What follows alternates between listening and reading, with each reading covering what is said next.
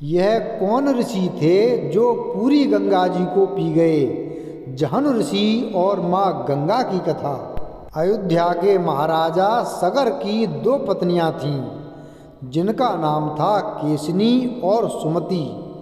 जब वर्षों तक महाराज सगर के कोई संतान नहीं हुई, तो उन्होंने हिमालय में भृगु ऋषि की सेवा की। भृगु ऋषि ने उनकी सेवा से प्रसन्न होकर उन्हें वरदान मांगने को कहा।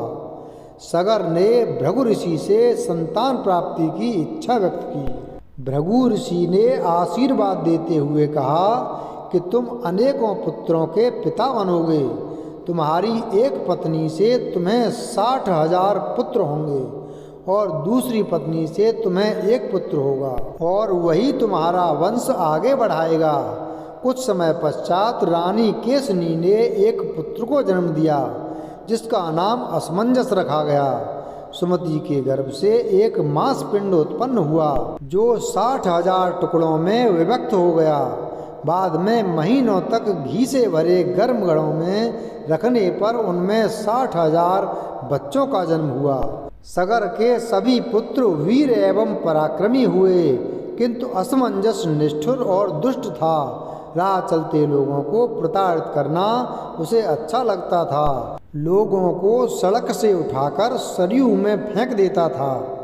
महाराज सगर ने भरसक प्रयास किए कि उनका पुत्र सतमार्ग पर आगे बढ़े, धर्म और पुरुषार्थ के कर्मों में संलग्न रहे, किंतु कुछ भी परिवर्तन न होने पर उन्होंने असमंजस को राज्य से निष्कासित कर दिया।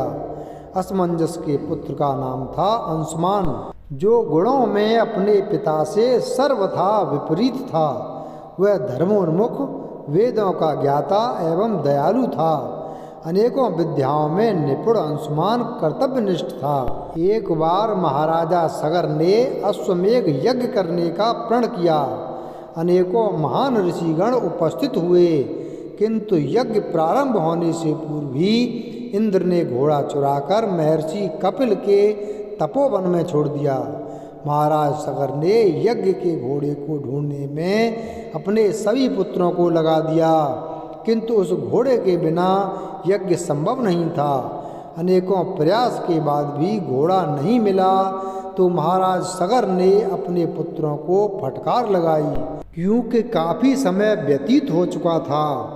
पिता की फटकार से व्याकुल हुए पुत्रों ने सही गलत का भेद छोड़ पुनः अश्व की खोज प्रारंभ की। यहाँ वहाँ पृथ्वी की खुदाई करने लगे। लोगों पर अत्याचार बढ़ा दिए गए। पृथ्वी और वातावरण को नुकसान पहुँचाने लगे। पृथ्वी को कई जगह खोदने के बाद उन्हें वो अश्व महर्षि कपिल के आश्रम के पास दिखा। कपिल मुनि समीप ही तपस्या में लीन थे।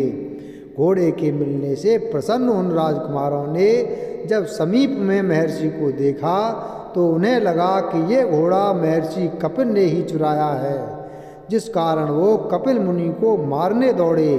कपिल मुनि ने आंखें खोलकर उन्हें भस्म कर दिया। जब बहुत समय बीतने पर भी सगर के पुत्र नहीं लौटे, तो उन्होंने अपने पौत्र अंशुमान को उनकी खोज में भेजा। अंशुमान अपने चाचाओं को ढूंढते हुए कपिल मुनि के आश्रम के समीप पहुँचे, तो वहाँ उन्होंने अपने चाचाओं की भस्म का ढेर देखा। अपने चाचाओं की अंतिम क्रिया के लिए जल स्रोत ढूंढने लगे। गरुड़ देव ने उन्हें बताया कि किस प्रकार उनके चाचाओं को कपिल मुनि ने उनका अपमान करने पर भस्म कर दिया है। किसी भी सामान्य जल से तर्पण करने पर इन्हें मुक्ति नहीं मिलेगी। अंशुमान ने गरुड़ देव से इसका उपाय पूछा, तो उन्होंने कहा कि स्वर्ग से हिमालय की प्रथम पुत्री गंगा के पृथ्वी पर अवतरण से ही सगर के पुत्रों को मुक्ति मिलेगी। अंशुमान यज्ञ के अश्व के साथ अयोध्या वापस आ गए और उन्होंने महाराजा सगर को सारी बात विस्तार पूर्वक बताई। सगर अपना राजपाट अंशुमान को सौंपकर हिमालय पर तपस्या करने चले गए, जिससे कि पृथ्वी पर गंगा को लाकर अपने पुत्रों का तर्पण कर सकें।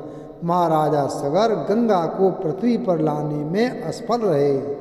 अंशुमान भी अपना राज अपने पुत्र दिलीप को सौंपकर हिमालय तपस्या करने चले गए ताकि गंगा को पृथ्वी पर ला सकें। वर्षों तक तपस्या करने के बाद अंशुमान भी स्वर्ग सिधार गए, परंतु गंगा को धरती पर न ला सके। दिलीप भी अपने पूर्वजों की आत्मा की शांति के लिए तपस्या करने हिमालय गए, जहां अपना संपूर्ण जीवन लगा देने के बाद भी वो गंगा को पृथ्वी पर न ला सके। दिलीप के पुत्र भागीरथ दिलीप के बाद राजा बने। भागीरथ एक धर्मपरायण एवं कर्तव्यनिष्ठ राजा थे। वर्षों तक संतान न होने पर वो अपने राज्य की जिम्मेदारी अपने मंत्रियों को सौंप हिमालय तपस्या करने निकल गए। बिना कुछ खाए पिए उन्होंने कठोर तप किया, जिस कारण प्रसन्न होकर ब्रह्मदेव ने उन्हें वर मांगने को कहा। भागीरथ ने ब्रह्मदेव से अपने मन का प्रयोजन कहा, जिसमें अपने पूर्वजों के तर्पण हेतु पृथ्वी पर गंगा अवतरण एवं अपने लिए संतान की इच्छा जताई। ब्रह्मदेव ने तथास्तु के साथ गंगा के तीव्र वेग की समस्या बताते हुए समाधान में महादेव शिव शंकर नाम का उपाय सुझाया। भागीरथ ने महादेव की तपस्या कर उन्हें भी प्रसन्न कर लिया। महादेव ने गंगा जटाओं में धारण करने पर सहर्ष सहमति जता दी। अंततः देव नदी गंगा ने धरती पर अवतरित होने का निर्णय लिया। महादेव ने गंगा को अपनी जटाओं में समा लिया और जब उन्हें अपनी जटाओं से छोड़ा तो धाराएं निकलीं। 3 धाराएं पूर्व की ओर एवं 3 धाराएं पश्चिम की ओर बहने लगीं तथा एक धारा भागीरथ के पीछे चलने लगी। महाराज भागीरथ अपने रथ पर आगे आगे तथा गंगा की धारा उनके पीछे पीछे। रास्ते में जो कुछ आता वो नदी में मिल जाता।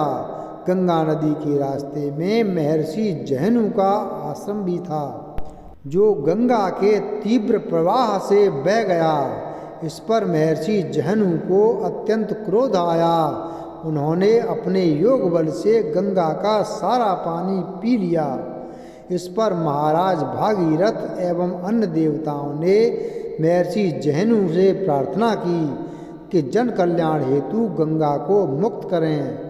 देवताओं के इस प्रकार विनती करने पर महर्षि जहनु ने गंगा को अपने कानों के द्वार से मुक्त कर दिया।